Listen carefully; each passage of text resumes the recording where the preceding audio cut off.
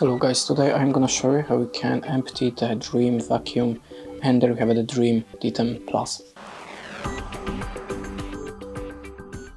So in this appliance we should clean empty just dust bag, and it's located here on the up of our appliance.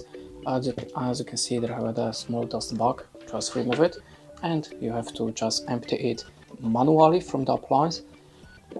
And the vacuum should have the also container inside, so just open the up cover, and as you can see there had the container, so if you want to just remove it manually and don't wait to remove it automatically by the vacuum, just empty it, just remove it and empty by yourself, then put it in the right place, and basically that's it.